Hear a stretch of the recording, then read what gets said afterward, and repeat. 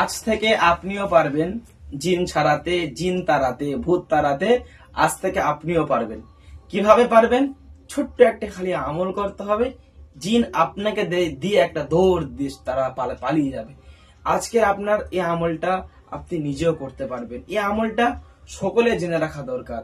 শুধু আপনি মসজিদে ইমাম সাহেব বলে ইমাম সাহেবদের কি জানতে হবে, যারা তদবির করে তাদের কি জানতে হবে, যারা হুজুর তাদের কি জানতে হবে, এরকমটা না। জিন সকলকে ধরতে পারে। আপনার স্ত্রীকে ধরতে পারে স্ত্রী, আপনার সন্তানকে ধরতে পারে সন্তান, আপনার মাকে ধরতে পারে। সবাইয়ের জন্য এই ভিডিওটা আজকের খুবই উপকারী। আপনি নিজেই শিখে রাখুন, নিজেই কাজটি করবেন তৎক্ষণাৎ ভাবে। আপনি রাত 12টার সময়, 1টার সময় আর রাত 3টার সময় কোনো হুজুরকে পাবেন না। পাবেন কি হজরত? কোনো হুজুরকে পাবেন না।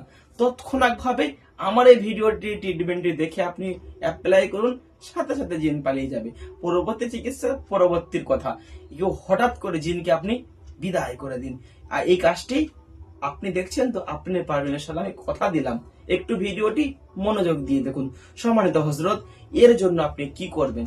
একটু আপনি যদি কোনো ব্যক্তির শরীরে জিন হাজির হয়, জিনের আসর হয়, অজ্ঞান হয়ে পড়েছে, জ্ঞান থাকছে না, এসে খিচুনি শুরু করে দিয়েছে, ভুলভাল বকতে শুরু করে দিয়েছে, আপনি কিছু করতে হবে, তাকে তাড়িয়ে দিতে হবে তার শরীর থেকে।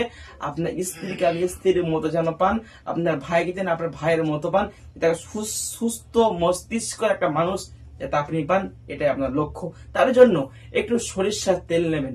সরিষার তেলের মধ্যে আপনি যে আমলগুলো করবেন, সূরাতুল ইখলাস, দেখুন স্ক্রিনের মধ্যে আমি দিয়ে দিয়েছি। সূরাতুল ইখলাস আউযুবিল্লাহি বিসমিল্লাহর সাথে 7 বার পরে তেলটার মধ্যে 7 বার ফুঁক দিন।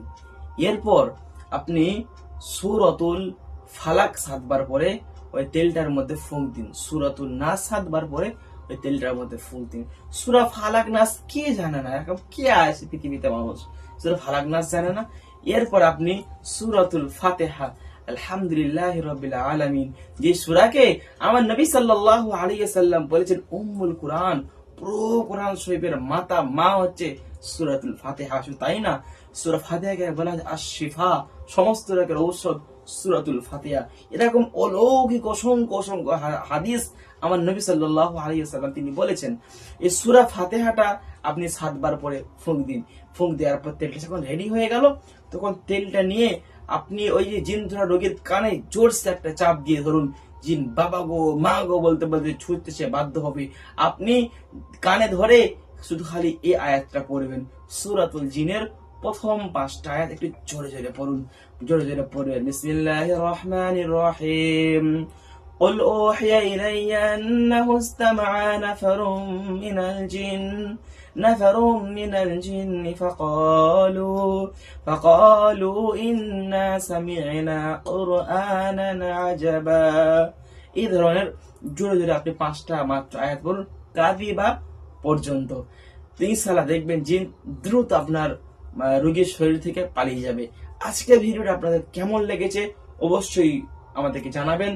আপনি যদি আমার চ্যানেল নতুন হয়ে থাকেন, এরকম নিজেকে আমাদের চ্যানেল দেখে দেখে দেখে দক্ষ মুদাব্বির হতে পারেন। আপনি মুদাব্বিরি করবেন না, ঠিক আছে, সন্তানদেরকে তো আপনাকে তো বাঁচাতে হবে, তাই না হযরত?